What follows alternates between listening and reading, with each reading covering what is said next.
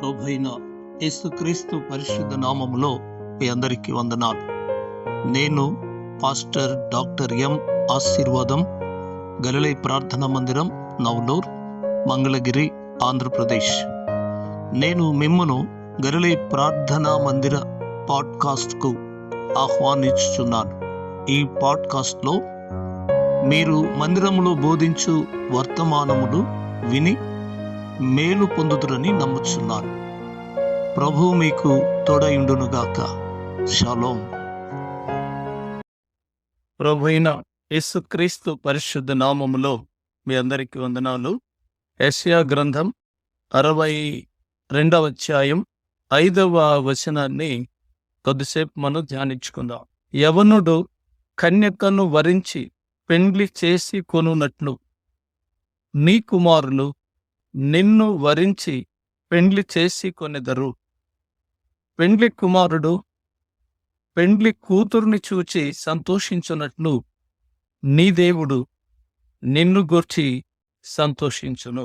ఇశ్రాయేలు పరిశుద్ధ దేవ, ఇమ్మానుయేలు దేవ, అద్వితీయ ప్రభువా, ఆది సంభూతుడా, మీకే వందనాలు, స్తోత్రాలు. తండ్రి, మీ పిల్లలం మమ్మను పాపము నుండి విడిపించి మీ పాదముల యొద్ద మాకు చోటిచ్చి మేము మీతో జీవించడానికే, తద్వారా మేము ప్రభు సమాధానము కలిగి సమృద్ధి కలిగి మేము వసించుచు ఉండగా మా మధ్య నివసించుచున్న మా దేవుడవు, మీరు మమ్మను చూసి సంతోషించులాగున మీరు చేసిన ఏర్పాటు అంతటిని బట్టి మీకు స్తుతులు, స్తోత్రాలు చెల్లిస్తూ ఉన్నాం. అండ్ ఈ దినమున మీ వాక్యములో నుండి మాతోను మాట్లాడి మమ్మను బలపరిచి ఈ వాక్యములో ఉన్న ఆశీర్వాదమును,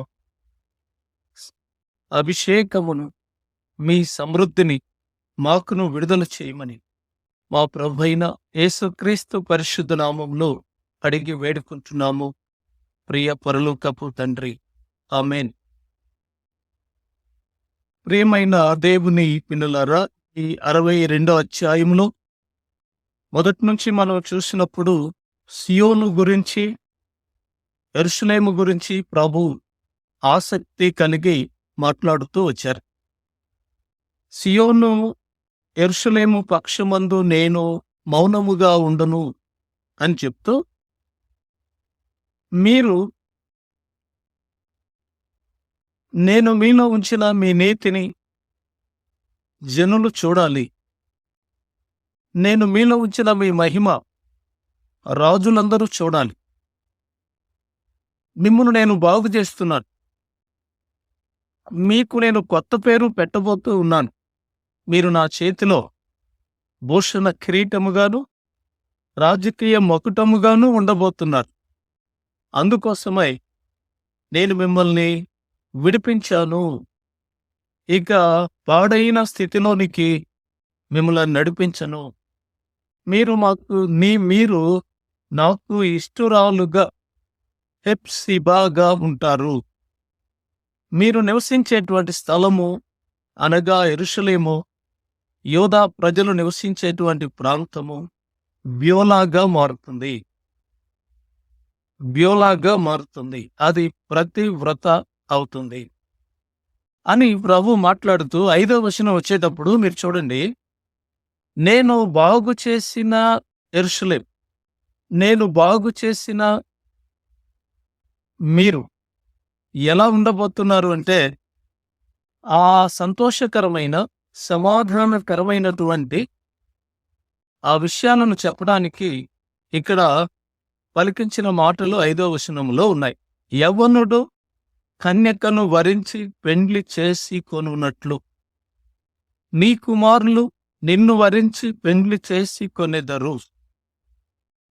పెండ్లి కుమారుడు పెండ్లి కూతురుని చూచి సంతోషించున్నట్లు నీ దేవుడు నిన్ను గూర్చి సంతోషించును. ఈ వాక్యాన్ని మీరు ఉన్నది ఉన్నట్లుగా లిటరల్గా తీసుకోవడానికి కుదరదు. దీని ఆత్మ సంబంధమైన భావము వేరు. మీరు దీన్ని ఉన్నది ఉన్నట్లుగా తీసుకున్నప్పుడు, యవనుడు కన్యకను వరించి పెండ్లి చేసి కొనున్నట్లు అంటే వివాహము జరిగేటువంటి ఆ సందర్భాన్ని జ్ఞాపకం చేస్తూ, నీ కుమారులు నిన్ను వరించి పెండ్లి చేసుకొనెదరు. ఇప్పుడు నీ కుమారులు అంటే ఎవరు వీళ్ళు? యోధా ప్రజలు, అనగా దేవుని ప్రజలు. వీరు ఎవరిని పెళ్లి చేసుకోబోతూ ఉన్నారు అంటే, దేవుడు ఇచ్చినటువంటి స్థలమును, నివసించడానికి ఇచ్చినటువంటి భూభాగమును. కాబట్టి ప్రియమైన దేవుని పిల్లలారా, వాక్య ప్రకారం దీన్ని మనం అర్థం చేసుకున్నప్పుడు, కన్యకగా యోధా భూభాగము చెప్పబడింది. కన్యక అంటే మామూలు స్త్రీ కాదు. యోధా భూభాగాన్ని, యూదులు నివసించేటువంటి స్థలాన్ని ఇక్కడ వాక్యములో కన్యకగా చెప్పారు. కుమారులుగా చెప్పబడిన వారు ప్రజలు. కాబట్టి యోధా భూభాగములో నివసించేటువంటి ప్రజలందరూ వారు కుమారులుగా ఇక్కడ ప్రస్తావించబడ్డారు. ఇప్పుడు కుమారులు నిన్ను వరించి పెండ్లి చేసుకొనెదరు అంటే, పెండ్లి అనేది సమాధానమునకు గుర్తు. పెండ్లి అనేది ఒకరు మరొకరితో కలిసి ఉండడానికి, అన్యోన్యమైనటువంటి జీవితానికి సంబంధించిన పదం. కాబట్టి నేను నీకిచ్చిన భూభాగము దగ్గర నివసిస్తావు. నేను నీకిచ్చిన ఆశీర్వాదమును పొందుతావు. నీవు సమాధానము కలిగి ఉంటావు.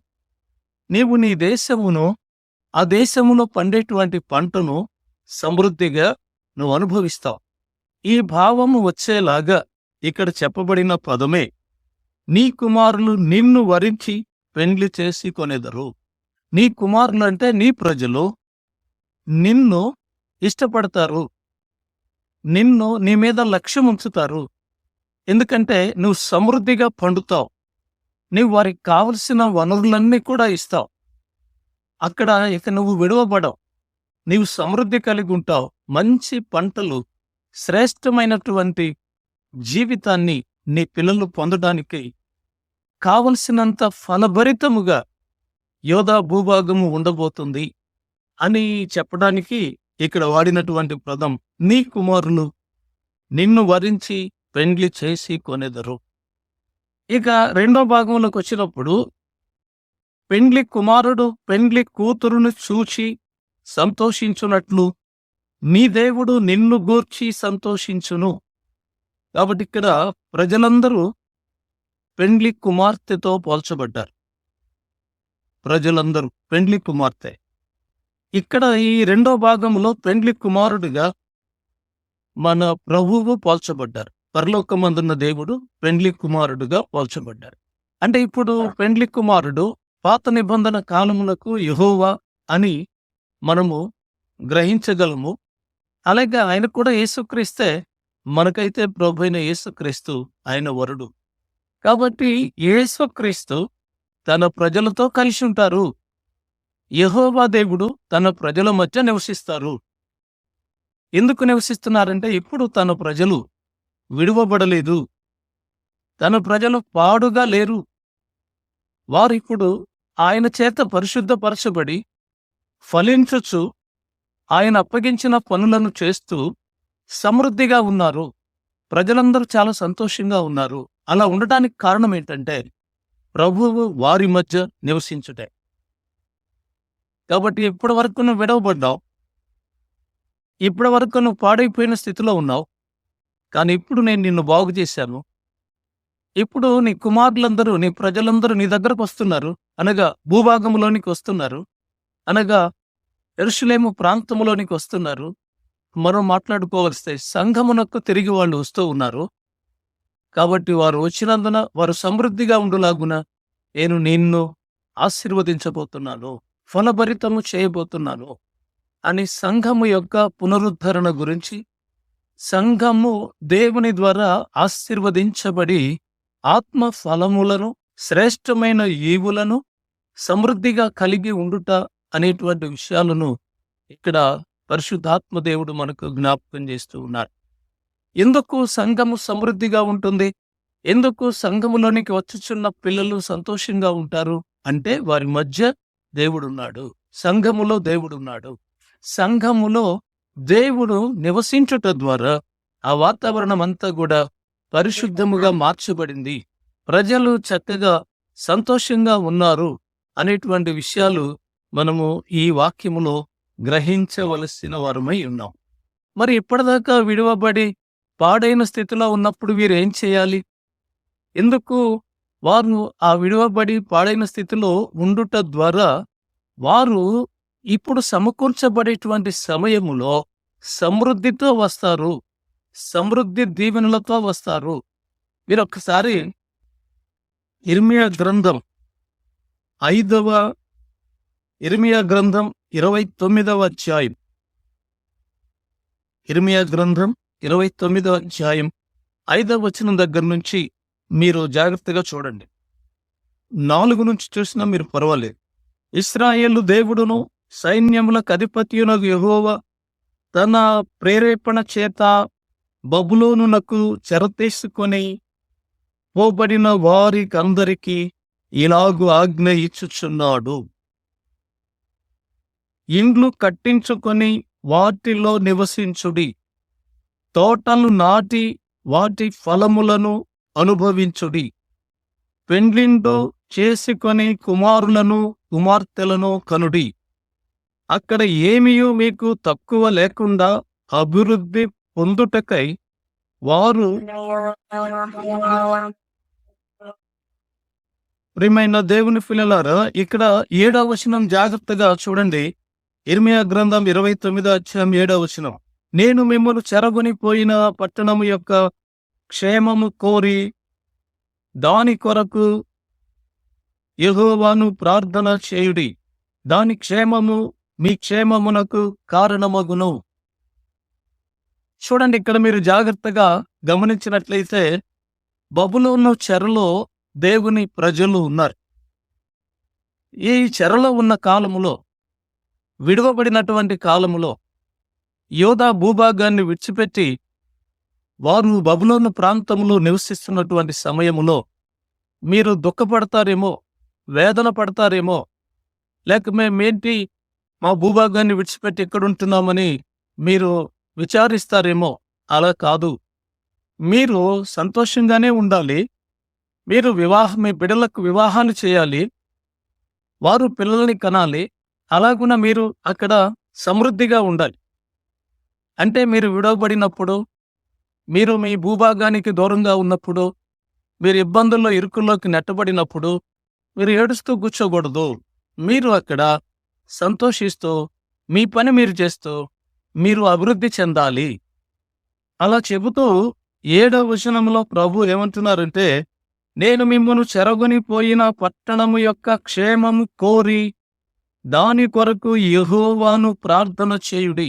అంటే నువ్వు ఏ స్థితిలో ఉన్నావో, ఎవరు నిన్ను ఇబ్బంది పెడుతున్నారో, ఎవరు నువ్వు ఒకప్పుడున్నటువంటి సుఖమును సౌఖ్యమును కోల్పోవడానికి కారణమవుతున్నారో వారి కొరకు నువ్వు ప్రార్థన చేయాలి.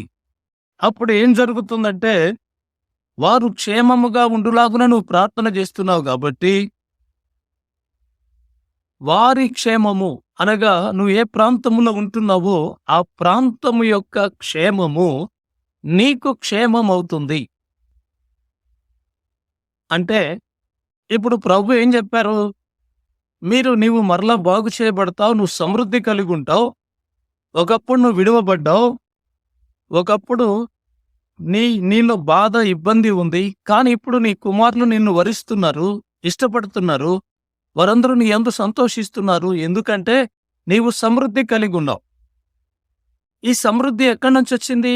ఈ సమృద్ధి నువ్వు ఏ చెరలో ఉన్నావో, ఎక్కడ ఇబ్బందుల్లో ఉన్నావో ఆ ప్రాంతములో నీ పని నువ్వు మానుకోకుండా నీ పని నువ్వు చేసుకుంటూ, ఇల్లు కట్టుకుంటూ, తోటలు నాటుకుంటూ, నీ బిడ్డలకు వివాహాలు చేస్తూ సంతోషంగా మీరు కొనసాగుతూ ఏ ప్రాంతంలో ఉన్నారో ఆ ప్రాంత ప్రజల క్షేమం కొరకు మీరు ప్రార్థన చేశారు కనుక ఆ క్షేమము మీకు క్షేమమైంది గనుక ఆ సమృద్ధి ఇప్పుడు మీరు యెరూషలేములోనికి తీసుకుని వస్తారు.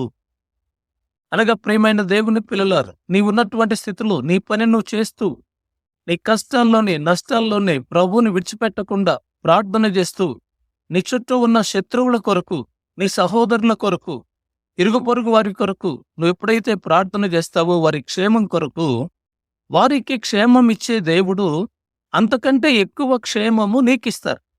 ఇప్పుడు నీవు మరలా నీ స్థలమునకు వచ్చినప్పుడు, నీ భూభాగమునకు వచ్చినప్పుడు నువ్వు ఒట్టి చేతులతో రావు. దేవుడు నువ్వు ఎక్కడైతే చెరలో ఉన్నావో, ఇబ్బందిలో ఉన్నావో, ఆ ప్రాంతంలో నీవు చేసిన ప్రార్థనను బట్టి ఆ ప్రార్థన సఫలత అక్కడ ఉన్న ప్రాంత ప్రజలకే కాకుండా అది నీకు కూడా లభిస్తుంది గనుక ఆ క్షేమముతో, ఆ సంపదతో నీవు తిరిగి నీ భూభాగానికి వస్తావు. అప్పుడు నీ భూభాగము సమృద్ధి కలిగి ఉంటుంది. అప్పుడు నీ భూభాగము నీకు కావలసిన ఫలములన్నీ, నీకు కావలసిన అవసరాలన్నీ తీరుస్తుంది. అప్పుడు నీవు నీ భూభాగాన్ని, నువ్వు నివసించే స్థలాన్ని, నీ సంఘాన్ని నీవు ఇష్టపడతావు. ఇది ప్రభు సెలవిచ్చింది. కాబట్టి మీరు చూడండి, ఐగుప్తు చెరలోనికి వెళ్ళినప్పుడు కూడా ఇశ్రాయేలు ప్రజలు బహు ఐశ్వర్యముతో చెర నుండి బయటకు వచ్చారు. బహు ఐశ్వర్యముతో వచ్చారు. వారి దగ్గర వెండి, బంగారం సమృద్ధిగా. దీనికి తోడుగా ఐగుప్తు ప్రజలకు వారికి ఉన్న ఆభరణాలు ఇశ్రాయేలీలకు ఇవ్వడానికి దేవుడు బుద్ధి పుట్టించాడు. అందుకని వారి బంగారం కూడా వీరికి ఇచ్చారు. ఇలాగున్న సమృద్ధి కలిగి ఇశ్రాయేలు ప్రజలు ఐగుప్తు చెర నుండి ఇశ్రాయేలు భూభాగానికి వచ్చారు. ఇప్పుడు బబులోను చెరలో ఉన్నప్పుడు కూడా అంతే. వీరు ఆ పట్టణం కొరకు, ఆ పట్టణ క్షేమం కొరకు వారు పనిచేస్తున్నారు, ప్రార్థన చేశారు గనుక వారిని ఆశీర్వదించిన దేవుడు వారి ఆశీర్వాదమును వీరికి మరి బదిలీ చేసినప్పుడు వీరు సమృద్ధి కలిగిన వారై వారి భూభాగానికి వస్తారు. అప్పుడు ఆ భూభాగము వివాహితమవుతుంది. ఆ భూభాగము ఆశీర్వదించబడుతుంది. ఆ కుటుంబము ఆశీర్వదించబడుతుంది. కనుక అది ఈరోజు ప్రభు మనకిక్కడ మాట్లాడుతూ ఉన్నారు. యవనుడు కన్యకను వరించి పెండ్లి చేసుకొనున్నట్లు నీ కుమారులు నిన్ను వరించి పెండ్లి చేసుకొనెదరు, నిన్ను ఇష్టపడెదరు. అలా ఇష్టపడాలంటే నీవెక్కడైతే ఇబ్బందిలో ఉన్నావో, నీవెక్కడైతే చెరలో ఉన్నావో ఆ ప్రాంతములో నీ పని మానకుండా నీవు కొనసాగుతూ నువ్వు అభివృద్ధి చెందటానికి, అక్కడ ఉన్న ప్రజలకు మేలు కలుగునట్లుగా నీవు నీ దేవుణ్ణి ప్రార్థన చేయాలి. నువ్వు ప్రభు సన్నిధిలో వేడుకోవాలి. ప్రభు వారిని ఆశీర్వదిస్తారు. ఆ ఆశీర్వాదము నీ మీదకి వస్తుంది.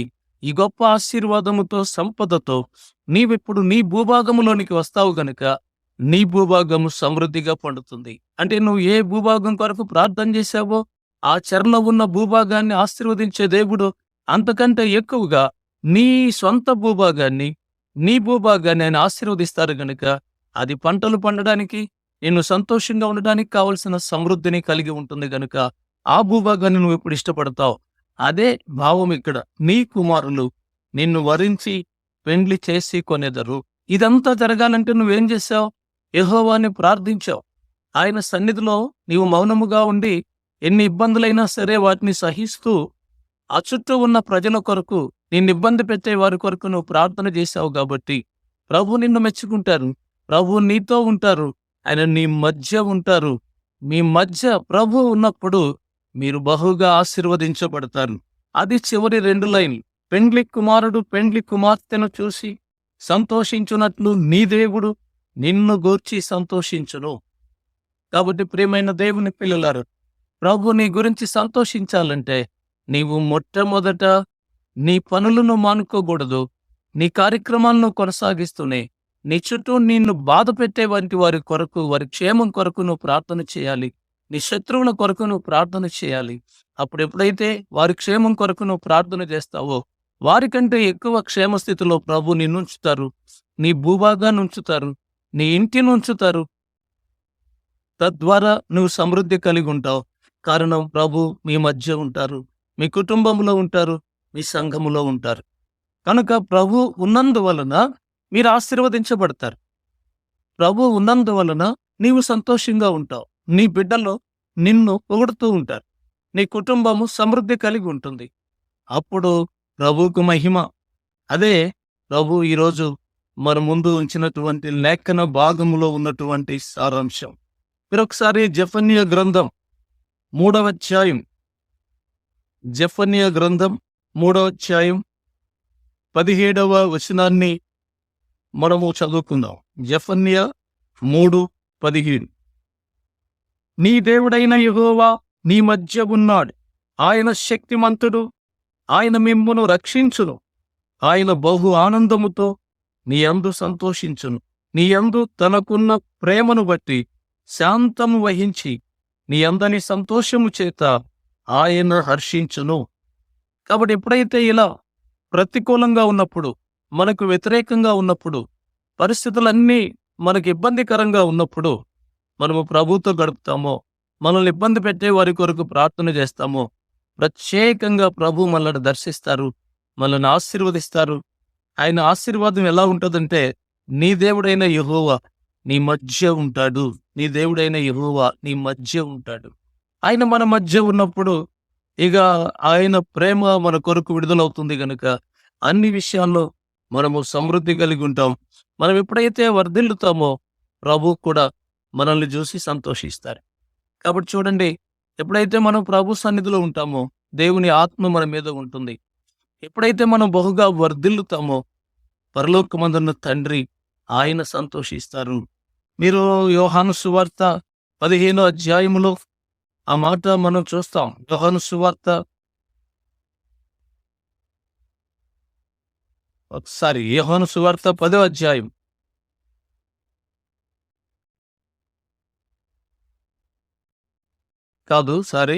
యోహాను సువార్త 15వ అధ్యాయం మీరు చూడండి, 8వ వచనం. మీరు బహుగా ఫలించుట వలన నా తండ్రి మహిమపరచబడును, అందువలన మీరు నా శిష్యులగుదురు. సో మనం ఆశీర్వదించబడుట, మనం సంతోషంగా ఉండుట మన ప్రభువు సంతోషించడానికి కారణం. కాబట్టి ప్రియమైన దేవుని పిల్లలారా, ఎలాంటి ఇరుకుల్లో ఇబ్బందుల్లో మనం ఉన్నా మనల్ని విడిపించే దేవుడు మన గొప్ప దేవుడు. ఆయన మనల్ని విడిపిస్తారు. ఎక్కడ మనకు నష్టం జరుగుతుందో, ఎక్కడ మనం ఇరుకులో ఉన్నామో, ఇబ్బందుల్లో ఉన్నామో దానంతటినీ పోగొట్టి మనల్ని ఇబ్బంది పెట్టే వారి చేతి నుండి మనలను, మన బిడ్డలను ప్రభు విడిపిస్తారు. ఒకసారి మీరు యెషయా గ్రంథం 49వ అధ్యాయం, యెషయా గ్రంథం 49వ అధ్యాయం 17వ వచనాన్ని ఒకసారి మీరు చూడండి. 49:17. నీ కుమారులు త్వరపడుచున్నారు, నిన్ను నాశనము చేసి నిన్ను పాడు చేసిన వారు నీలో నుండి బయలు వెళ్ళుచున్నారు. ఇది జాగ్రత్తగా గమనించండి. నీ కుమారులు త్వరపడుచున్నారు అనగా నీ ప్రజలు త్వరపడుచున్నారు. ఎందుకంటే వారిని నాశనము చేసినటువంటి వారు, పాడు చేసినటువంటి వారు ఇప్పుడు వారిలో నుంచి బయటికి వెళ్ళిపోయారు. సో ప్రియమైన దేవుని పిల్లలారా, మనలను నాశనము చేసేవాడు ఉన్నాడు. వాడు అపవాది.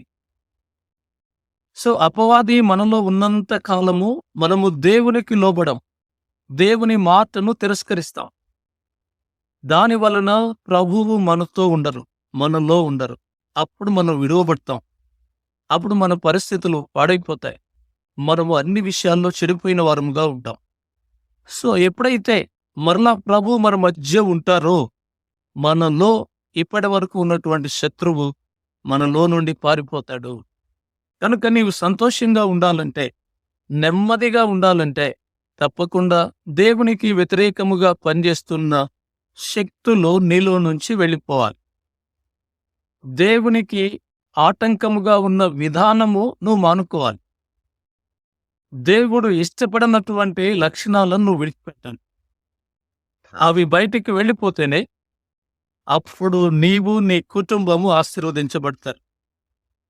మీరు ఇప్పుడు ఎక్కడికి వస్తూ ఉన్నారో, సంఘానికి వస్తూ ఉన్న, ఒక పని చేసుకోవడానికి స్థలానికి వెళుతూ ఉన్నా, మీరు పనిచేసే ఆ ప్రాంతానికి వెళుతూ ఉన్నా, ఆ ప్రాంతంలో దేవుడు మిమ్మల్ని ఆశీర్వదిస్తారు. సమృద్ధిగా మీరు దీవించబడతారు. ఇదే అధ్యాయంలో 25వ వచనం కూడా మనం చదువుకుందాం. యెషయా గ్రంథం 49:25.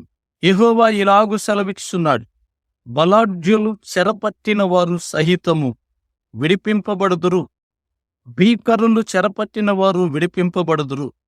నీతో యుద్ధము చేయి వారితో నేనే యుద్ధము చేసేదను, నీ పిల్లలను నేనే రక్షించెదను. దేవుని పిల్లలారా, జాగ్రత్తగా ఆలోచించండి. ఎందుకు నీ కుటుంబం సంతోషంగా లేదు?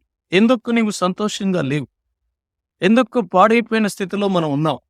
దీనికి కారణం ఏంటంటే, మనలను చెరబనిపోయినవాడు, లేక మనలను బంధించినటువంటి వాడు బలము కలిగిన వాడు. మీరు అక్కడ చూడండి, మాటలు రాయబడ్డాయి 25వ వచనంలో, బలాఢ్యులు చెరపట్టిన వారు సహితం. ఒకవేళ నిన్ను చెరపట్టిన వాడు ఎంత బలవంతుడైనా సరే, ఒకవేళ సేన దయ్యాను పట్టుకున్నా సరే, వాటన్నిటి నుంచి ప్రభు అంటున్నారు, నేను వారిని విడిపిస్తాను, నేను వారిని విడిపిస్తాను. భీకరులు ఒకవేళ నిన్ను పట్టుకున్నా సరే, భీకరులు చెరపట్టినా సరే, నేను నిన్ను విడిపిస్తాను. ఎందుకంటే నీ పక్షముగా నేను యుద్ధము చేస్తాను. యెహోవా ఇలాగు సెలవిస్తున్న, నీ పక్షముగా నేను యుద్ధము చేస్తాను. నీతో యుద్ధము చేయి వారితో నేనే యుద్ధము చేసేదను. నీ పిల్లలను నేనే రక్షించెదను. సో ప్రియమైన దేవుని పిల్లలారా, దేవుడు మనలను చెరపట్టిన వాడు ఎంత భయంకరమైన, ఎంత భీకరుడైనా, ఎంత బలము కలిగిన వాడైనా, ఆయన మన పక్షముగా యుద్ధము చేసి మనల్ని విడిపిస్తాను. ఈ మాట దేవుని యొక్క వాగ్దానము మనకి ఈరోజు కనబడతా ఉంది. కాబట్టి పెండ్లి కుమారుడు పెండ్లి కుమార్తెను చూసి సంతోషించినట్లుగా నీ దేవుడు నీ యందు సంతోషించాలంటే మొట్టమొదట నువ్వు విడిపించబడాలి. నీ కుమారులు విడిపించబడాలి. మిమ్మల్ని బంధించినటువంటి వాడు, చెరగొనిపోయినటువంటి వాడు బలాఢ్యుడు. వాడిని మీరు ఎదిరించలేరు. వాడితో యెహోవా యుద్ధము చేయులాగున నీవు దేవుని చేతిలోనికి రావాలి. అప్పుడు నీవు నీ కుటుంబాన్ని బట్టి, నీవు నీ సంఘాన్ని బట్టి, నీవు నీ దేశాన్ని బట్టి సంతోషిస్తావు. నీవు సంతోషముగా చక్కగా ప్రభువులో ఎదుగుచూ ఉండగా ప్రభు మీ మధ్యలో ఉంటాడు. అప్పుడు మీకు ఏ అపాయమును రాదు. అన్ని విషయాల్లో మీరు దీవించబడతారు, ఆశీర్వదించబడతారు అని దేవుని యొక్క వాక్యము ఈరోజు మనకు స్పష్టంగా తెలియజేస్తూ ఉన్నది. కాబట్టి ప్రియమైన దేవుని పిల్లలారా, విడవబడుటకు లేక మనము చెరగొని పోవడానికి ప్రధానమైనటువంటి కారణం మన అవిధేయత, అక్రమము అని. కాబట్టి మన పరిస్థితి అంతటిని మనం మార్చుకోవాలి. ఏ స్థితిలో మనం ఉన్ననో దేవుణ్ణి మనం విడిచిపెట్టకూడదు. ప్రభు ఏం చెప్పారు ఇశ్రాయేలు ప్రజలకు? మీరు బబులోను చెరలో ఉన్నా సరే మీ పనులు మీరు చేసుకోవాలి, మీరు అభివృద్ధి చెందాలి, మీరు పంటలు పండించాలి, తోటలు నాటాలి, ఇల్లు కట్టుకోవాలి, మీ బిడ్డలకు పెళ్లిళ్ళు చేయాలి. అంత మాత్రమే కాదు, మిమ్మల్ని చెరగొని పోయిన ప్రజల క్షేమం కొరకు ప్రార్థన చేయాలి. అప్పుడు ఆ క్షేమము మీకు బదిలీ చేయబడుతుంది. అక్కడ మీరు సంపాదించిందంతా మీకు ఆస్తి అవుతుంది. ఆ గొప్ప ఆస్తితో మీరు తిరిగి మీ భూభాగంలోకి వస్తారు. అప్పుడు మీ భూభాగము వివాహము చేసుకున్న మంచి స్థితిలో ఉంటుంది, సంతోషంగా ఉంటుంది. మీరు మంచిగా పంటలు పట్టించుకోవచ్చు, మంచిగా అన్ని విషయాల్లో మీరు ఎదగొచ్చు. కాబట్టి మీరు ఏ స్థితిలో ఉన్నా మీరు దేవుణ్ణి విడిచిపెట్టకూడదు. ఏ స్థితిలో ఉన్నా మీ పని మానకూడదు. ఏ స్థితిలో ఉన్నా నిన్ను ఇబ్బంది పెడుతున్న నీ శత్రువుల క్షేమం కొరకు నువ్వు ప్రార్థన చేయాలి. ఇది క్రైస్తవ నియమాల్లో చాలా ముఖ్యమైనది. దీన్ని ఎవరైతే చక్కగా ఆచరిస్తూ ఉంటారో వారిని ప్రభు కనికరించి వారిని విడిపించి, వారిని బంధించుచున్న వారిని, ఇబ్బంది పెడుతున్న వారి నుంచి వారికి విడుదలిచ్చి, వారి మధ్య ప్రభు ఉంటూ వారిని అన్ని విషయాల్లో ఆశీర్వదిస్తారు. అటు వారు సమృద్ధి కలిగి ఉంటారు. కాబట్టి ప్రియమైన దేవుని పిల్లలారా, నిన్ను బట్టి దేవుడు ఆనందించాలంటే, నీ కుటుంబాన్ని బట్టి దేవుడు ఆనందించాలంటే నీవు ఆశీర్వదించబడాలి. నువ్వు ఉసూరుమంటా ఉంటే దేవుడు నీ దగ్గర ఉండడు. ఆయన నిన్ను ఆశీర్వదించింది నీ వద్దకు రాకుండా అడ్డుపడుతున్న శక్తులన్నిటి నుంచి నువ్వు విడుదల పొందాలి. అందుకోసం ప్రభు సహాయం తీసుకోవాలి. ఆయన బలవంతుడు, యుద్ధము యెహోవాదే. ఎప్పుడైతే నీకు వ్యతిరేకంగా ఉన్న శక్తులన్నిటి నుంచి నువ్వు విడుదల పొందటానికి దేవుని సహాయం తీసుకుంటావో, దేవుడు నిన్ను అంగీకరించి నీ హృదయాన్ని బట్టి నీ బలహీనతలన్నింటినీ తీసివేసి నిన్ను ఆయన బాగు చేసి నిన్ను అభివృద్ధి పరుస్తూ నీ యందు ప్రభు సంతోషిస్తూ ఉంటారు. మీ మధ్య ప్రభు ఉంటారు. అలాగున ప్రభు మన మధ్య ఉండి మనలను ఆశీర్వదించులాగున, మనలను బట్టి సంతోషించులాగున మనము దేవుని మాట విని ఆయనకు లోబడి ఆయన చిత్తానుసారముగా నడుచుకోవాలని దేవుని యొక్క వాక్యాన్ని బట్టి నేను మీకు తెలియజేస్తున్నాను. కాబట్టి ప్రియమైన దేవుని పిల్లలారా, ప్రభు సిద్ధపరిచినవి గొప్పవి, వాటిని పొందటానికి కొంచెం శ్రమ ఉంటుంది, కొంచెం ఇబ్బంది ఉంటుంది. ఆ శ్రమ, ఇబ్బందిని బట్టి నీవు దేవునికి దూరమైతే నీవు దేవుని ఆశీర్వాదాన్ని కోల్పోతావు. సంతోషానికి బదులుగా దుఃఖమును పొందవలసి వస్తుంది. దేవుడిచ్చిన సమృద్ధిని కోల్పోవలసి వస్తుంది. కాబట్టి జాగ్రత్త. కష్ట నష్టాలలో కృంగిపోకూడదు, దేవునికి దూరం కాకూడదు, దేవుని ప్రణాళికను విడిచిపెట్టకూడదు. దేవుడు అప్పగించిన పనిని నమ్మకంగా చేసుకుంటూ ముందుకు వెళితే, అలాగున మనల్ని హింసించే వారి కొరకు మనం ప్రార్థన చేయగలిగితే నీ ఆశీర్వాదము రెట్టింపు అవుతుంది. నీవు అన్ని విషయాల్లో దీవించబడతావు. ప్రభు నీతోనే ఉంటారు. అలాంటి ధన్యకరమైన స్థితిలో మనలో ప్రతి ఒక్కరూ ఉండులాగున ప్రభు మన మధ్య నివసించునుగాక. ప్రభు మనలను బలపరచునుగాక. ప్రభు మనలను సమృద్ధిగా దీవించునుగాక. ఆమేన్, ఆమేన్.